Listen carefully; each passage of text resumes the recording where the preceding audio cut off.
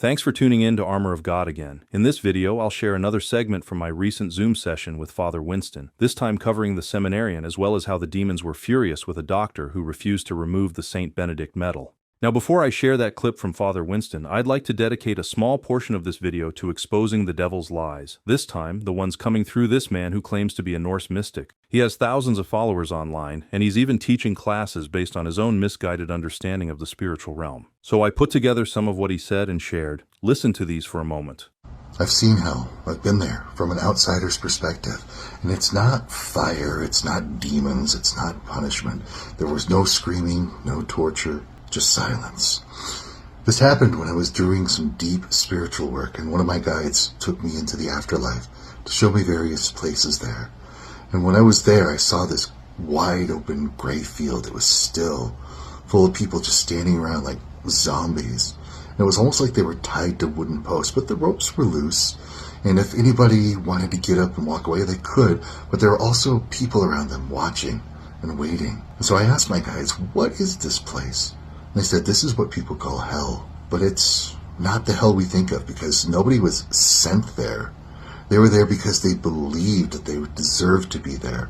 You know, they were full of guilt, shame, self-judgment, and that's what held them there. But the moment someone questioned, do they need to go through the suffering, they began the process to get free.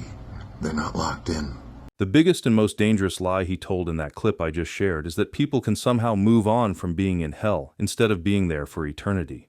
The soul, when it fears God, acknowledges that God put it here to be loyal, to pass a test of loyalty. And through its prayers, its thoughts, its words, its acts, it is to demonstrate that loyalty without trembling, without being frightened, but fully aware that if it does not fulfill God's expectations or his commandments, it may go to hell for all eternity. In hell, however, there is fright, there is despair, there is trembling. In hell, that kind of fear exists. It's a complete despair, without any hope of love. But as long as we have hope on earth, there is always the love of God in our hearts that keeps us from that absolute despair. And as you know, I've covered exorcisms extensively in previous videos. So with that in mind, here's another piece of misguided information he's sharing with people about exorcisms. Horror movies teach us that exorcism is the ultimate solution. First, you identify the demon, then you cast it out, and you win the battle. Now that story does feel powerful, but it's also why exorcisms fail. Exorcism assume the problem is an external invader, but in real cases, the issue is usually internal displacement, unexpressed fear, suppressed rage, fragmented identity, collapsed authority. Now, when you frame all of that as a demon, you do three dangerous things. First, you give fear a face. Second, you teach the person that they are powerless. And third, you intensify the emotional pressure that caused the phenomena in the first place. And that pressure has to go somewhere. So the activity escalates. This is why things often get worse after an exorcism. The real resolution doesn't come from confrontation. It comes from reintegration. When a person reclaims their authority over their body, their emotions, and their presence, there's nothing left for any sort of influence to work through. Movies lie to you about possession, and that's why people panic when something real starts to happen.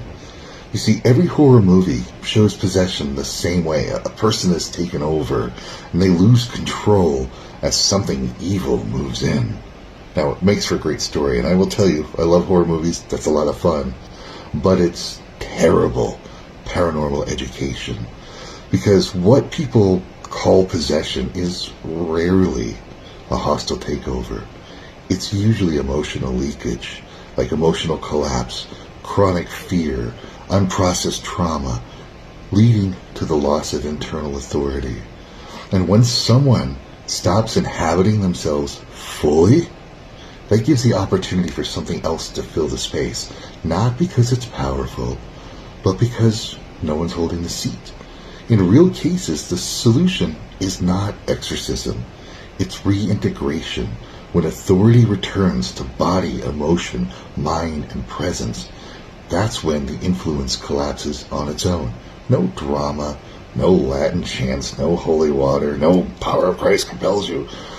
And if you've listened to any number of exorcists, which I'm sure many of you have, you know that none of them will perform an emergency exorcism without first thoroughly investigating the case to determine whether it's genuine demonic possession or something related to mental health issues. So this is a very important principle when working with demons.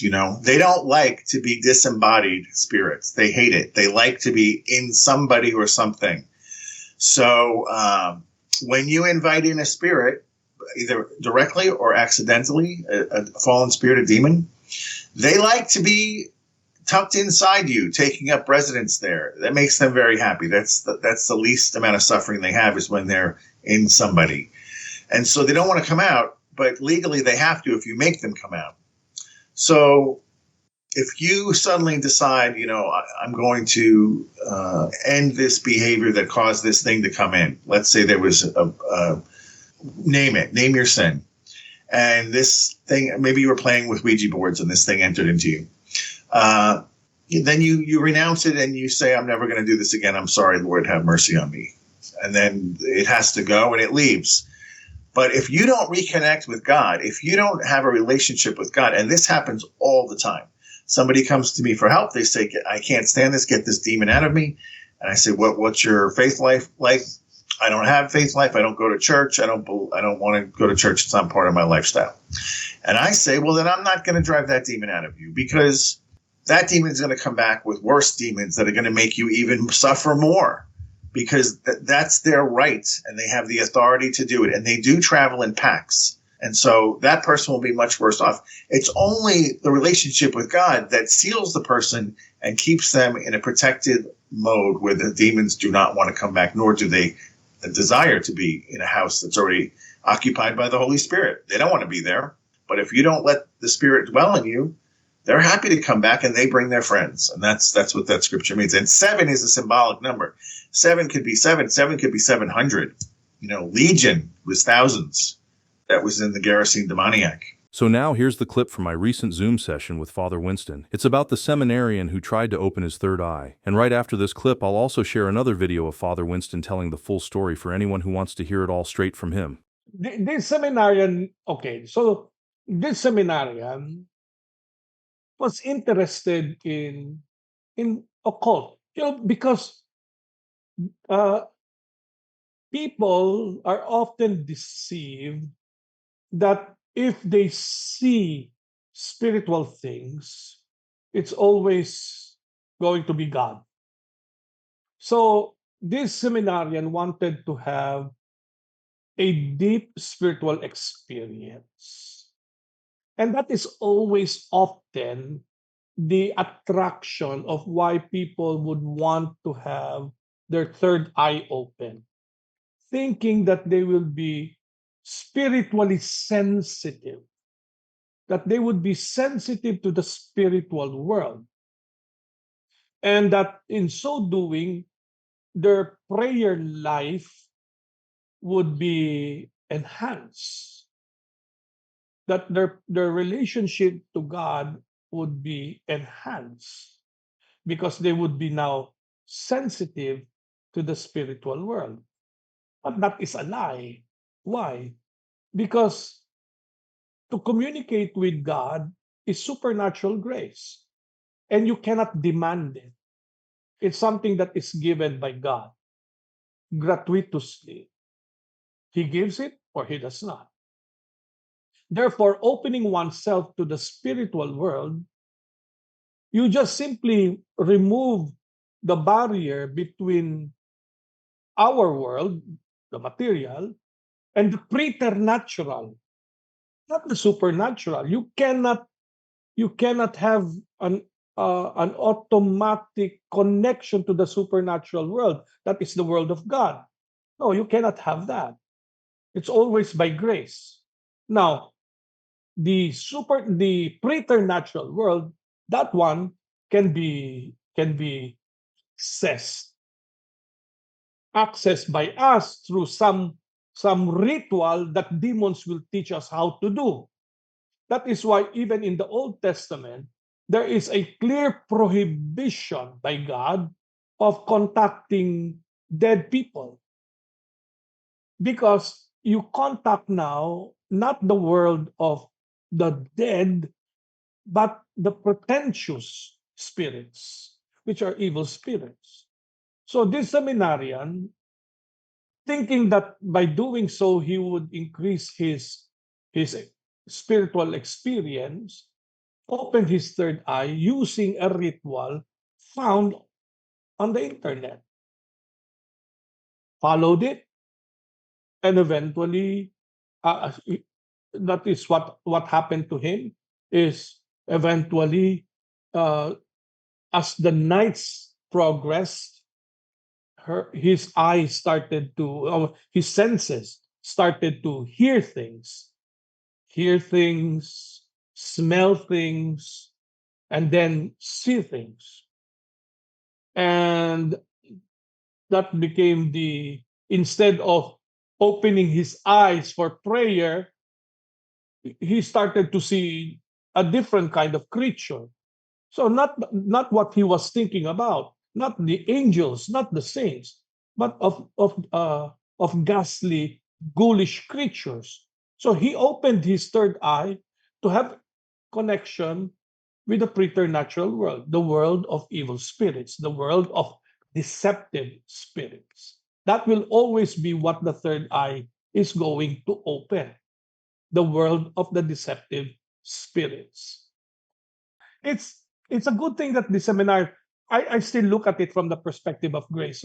When I help this seminarian, it's a good thing that the evil spirit already manifested itself as evil from the very beginning.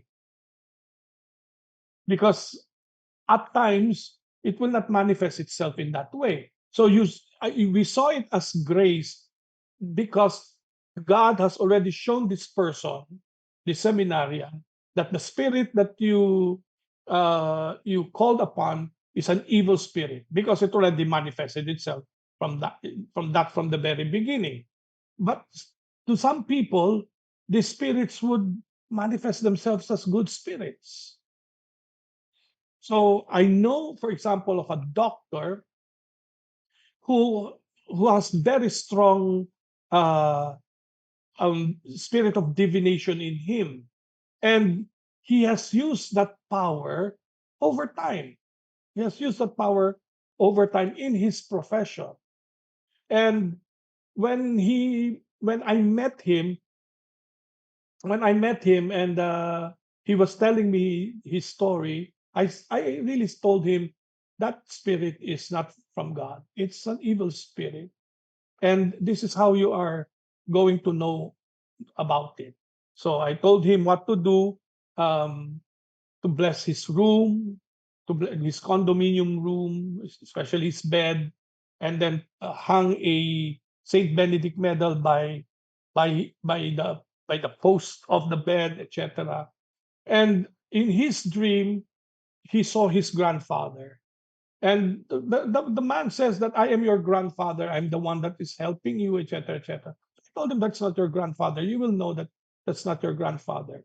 So that when you place your Saint Benedict medal there and you bless, you try to see what its going to reaction would be.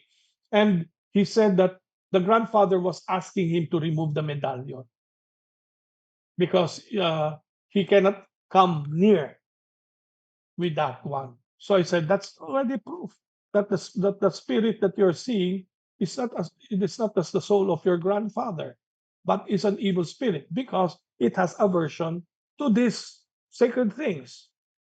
And accordingly, the grandfather became angry with him by saying, "Why don't you want me to help you? Why don't you want me to help you now? Before you were asking me to help you. Now why you don't want?" So this kind of actions. Well, that is precisely it. Sometimes spirits, depending on persons, they would pretend to be angels of light. They would pretend to be good spirits. They would pretend to be your beloved relative, so that they will be able to influence you more. So in the case of the seminarian, It is grace that allowed him to immediately recognize that the spirit is not from God. And that's why he asked for help soon enough. Otherwise, it's not going to be far-fetched that the person probably would get possessed later on, of which happened to some other seminarian that we have encountered in the past. He was not yet into it. He was not yet into um, using its power. So it was rather easy, relatively easy for us to help him out, get out of that kind of situation. However, I have to add that after this experience of his, he still needed to grow in virtue and holiness, because there are other things that needed to be healed in him in the first place. So there are other areas of his life, especially moral life, that he will need in order to persevere in his vocation. But at least we were able to save his vocation from the deception of the evil one. And for those of you who haven't heard about the case of the seminarian that Father Winston addressed in the previous clip, go ahead and listen to this. If you've already heard it before, feel free to skip ahead. What makes people use it? The desire for power, the desire to be special. The spirit of divination comes in to a person who is very curious in having powers. I had a case of a seminarian who wanted to have powers. So he went to the internet, how to develop psychic powers. And there were instructions on the internet how to do it. So what he did was copy it, and then at 12 midnight, went in front of the mirror, read the instructions, and touched his forehead several times while reading the instructions and what to say. Then he waited. Nothing happened.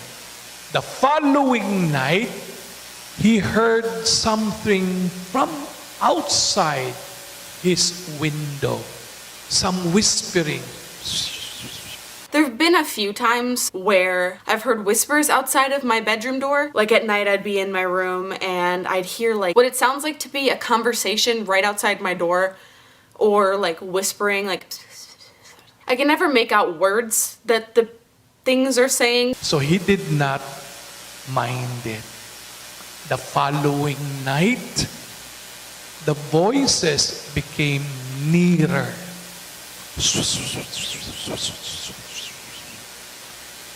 And he got irritated. He thought that seminarians were whispering, but there was no one. On the third night, he heard again talking, this time just outside his window.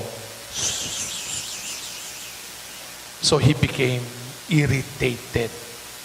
On the fifth night, the whisperings were by his bedside.